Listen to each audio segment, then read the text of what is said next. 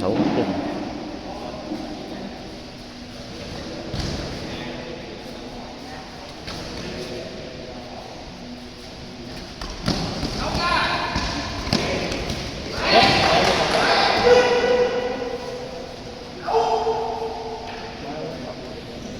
Đoàn đánh tốt, quá tốt.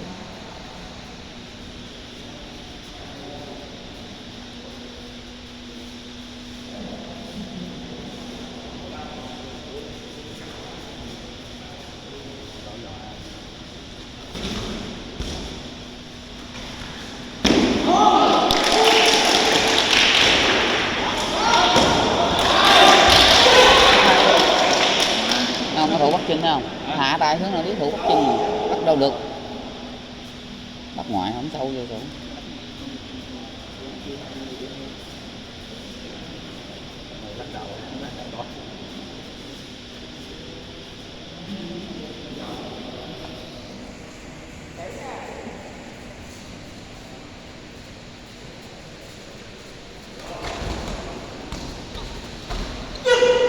Quay